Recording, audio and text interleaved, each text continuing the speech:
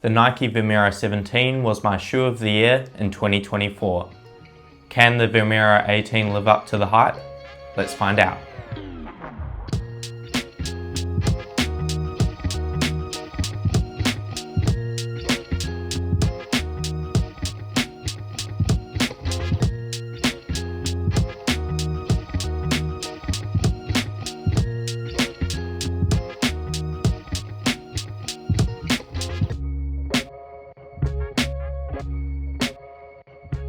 Hello everybody, my name is Casey Atkinson and I'm a 19-year-old runner who reviews running shoes here on YouTube.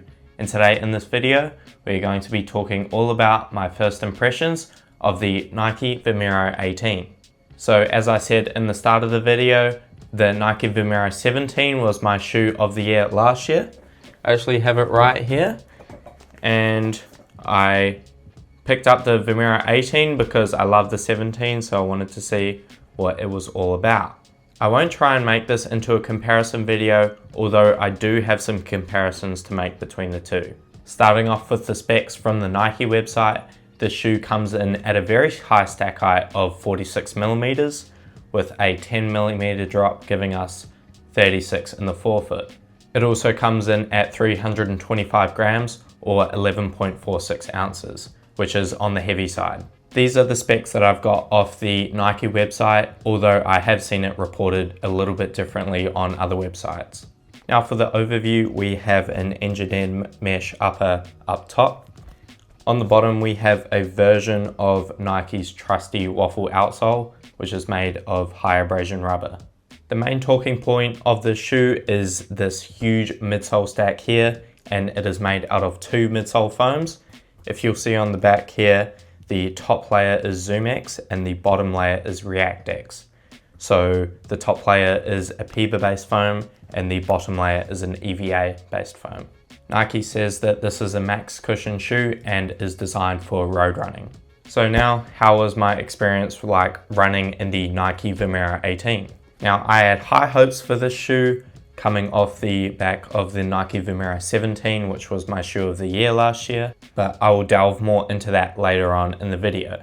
But yes, the Nike Vomero 18 is a good daily trainer and I have been, for the most part, enjoying it on my easy runs. The added stack does give a lot of cushion and it is very nice running on road or any hard surface, so if you live like in the middle of a city or something, this is a great option.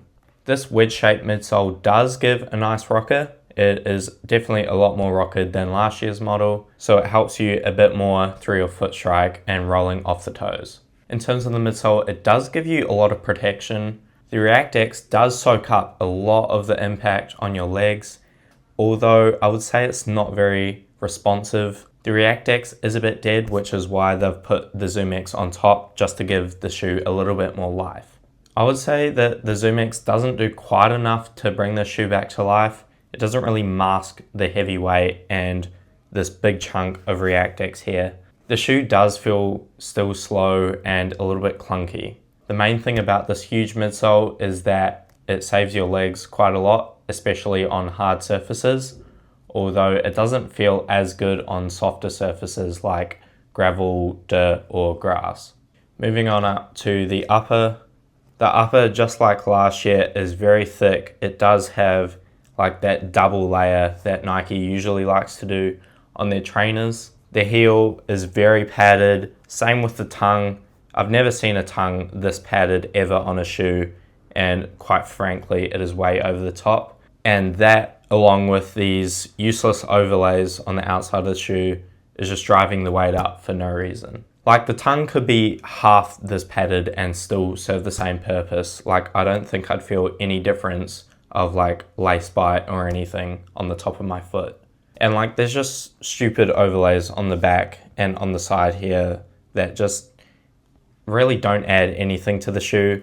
Like I guess these are probably reflective, these stripes on the side, but there's like a big felt band around the back of the heel cup, and it just doesn't really add anything at all. Like I get that daily trainers don't need to be lightweight, and I don't really prefer them to be lightweight, although this is kind of a little bit ridiculous. I found the fit of the upper pretty average all around, It does fit true to size, although I didn't experience the greatest lockdown around the shoe.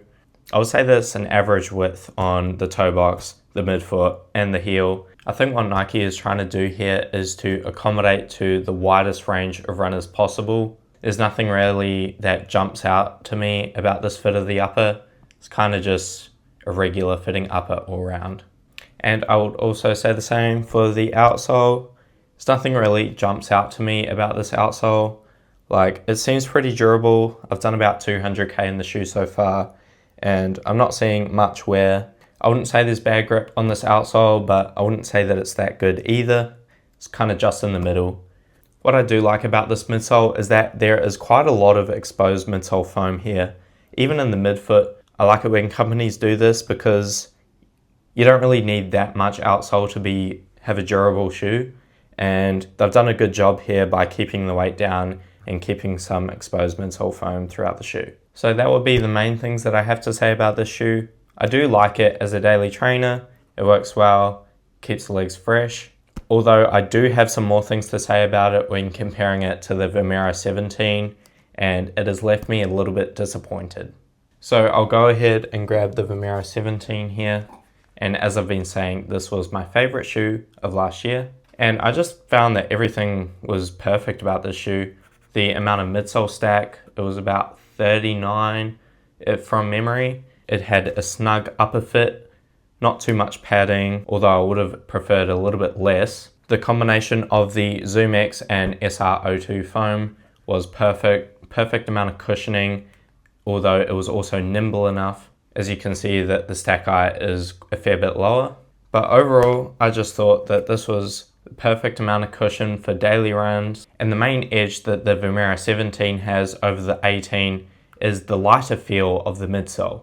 This was perfectly cushioned for runs up to about an hour, whereas they've just added 6 mils of stack height for really no reason to this shoe. Like, why did they think that this shoe needed so much more stack height than a shoe that's already basically 40 millimeters in the heel? Like, I was doing runs up to 100 minutes in the shoe with no problems. So the Vomero 17 was a shoe that was already the perfect amount of cushion to jog in for about an hour. And they've just added more stack to the Vomero 18, which made it feel more clunky and sluggish. And it kind of feels more like a recovery shoe rather than a daily trainer. Now, I'm not saying that the 18 is a bad shoe, just what it used to be last year was so much better. Now, I still have been using this the same way as I've used the 17, just for daily training, runs up to about an hour, and that has been working well for me. It's a bummer that I don't like it as much as the 17, although it still does the job and is still a very viable daily trainer to have in your rotation. Maybe I shouldn't have been so harsh on this shoe, since I did pick it up mainly because it's really cheap. It is only $220 in Australia, which is a bargain, and I got these on sale for $150. So to wrap up this review, how will I be using the Vomero 18 moving forward in my training? Now, I've kind of already alluded to it so far in this video. I'll be using it for daily training, like daily easy runs, up to about an hour in duration. I wouldn't take this further than that, like for long runs, which can get up to 100 minutes in duration. I'd rather something like my Superblast 2, which feels like a bit more up-tempo, especially when the pace gets moving on long runs. When my legs have been feeling beat up, I have been reaching for this shoe in my rotation, and if I have a run where I know that I'm running on hard surface the whole way, I will also use this shoe. If I know that I'm doing a run with a bit more gravel or dirt or grass, I won't reach for the shoe. I would opt for something more nimble and lower to the ground. One thing I will say about this shoe is that the build quality is very good and it feels very durable to the touch.